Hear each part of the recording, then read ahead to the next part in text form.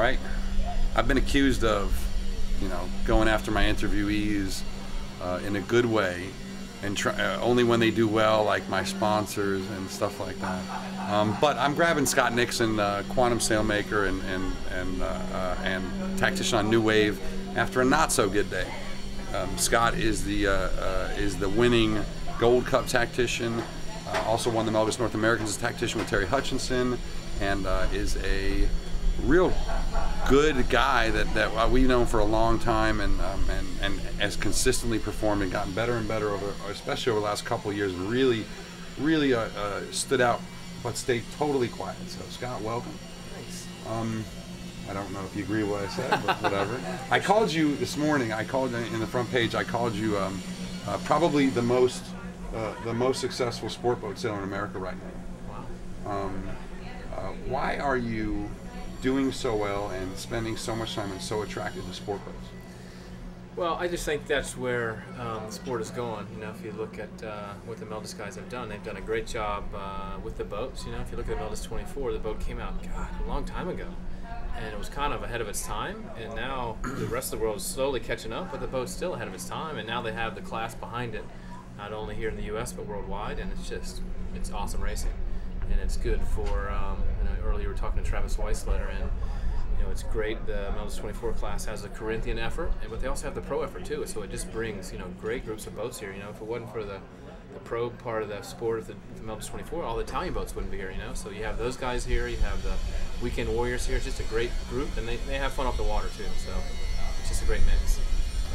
Let's go to 32. So you guys had a great regatta in Lauderdale. Yep. New Wave, obviously, always a performer. Excuse me. Sure. And we certainly called you for doing a lot better than you came out of the blocks with. What happened? Well, a lot happened. These guys are just one of the best teams, and I've had a good year this year, but I've had the benefit of sailing with some really good guys, and this team is one of them. They're really well sorted. We've got a great helmsman, great owner, a really great group. They've been sailing together a long time. The boat's sorted. We've got our sail program sorted, and they normally have a pretty steady crew. We have two new guys on the boat this week, and they're great sailors, but just meshing and gelling as a team takes a while, and we practiced for a couple hours the other day, so it's hard to do a lot of things right out of the bat. And today we didn't start really well. Had a little bad luck and caught some rope or some type of weed or trash on the keel off the starting line the first race, so we had to help cut that, and once we cut that, we got going a little better. Second race, same thing, not a great start, and kind of finished 9th or 10th, so the little things make a big difference in sailing, and it's really hard. I work with a lot of programs at lower levels or higher levels, and it's just, you wonder why the pros do so much work. You can see the guys now doing boat work. All the little things make just a huge difference in sailing. If you don't stay on top of those all the time, they catch up to you and they snowball. If you're not fast and you have bad jibes and bad tacks, you just can't do well anymore in the sport. It's too competitive.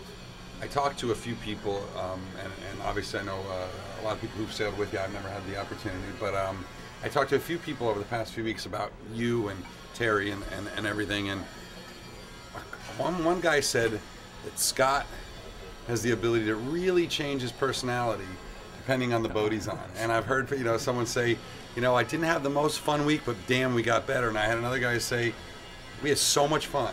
Yeah. So how do you shift gears? It's tough. It's depending on who you're sailing with or what the program is. It's always nice to know the goal. So if the goal is to have fun and get better, you got to keep it in perspective and do that.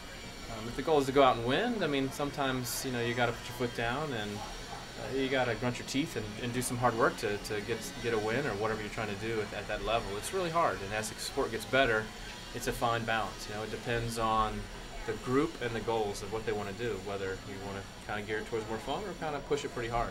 Well, I know another top tactician who a little while ago told me something like he wouldn't sail for X or Y or Z because it would affect his reputation if he didn't do well. Do you think about that at all?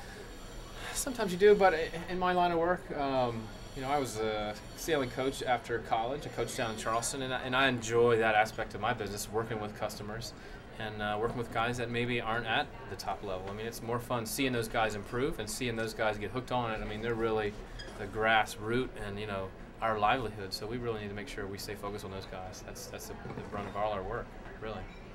All right. Well, we'll check back with you later in the week when you guys are in first. All right. See us tomorrow. We'll have a better day tomorrow. All right, brother. Thanks, man. See you later. Always.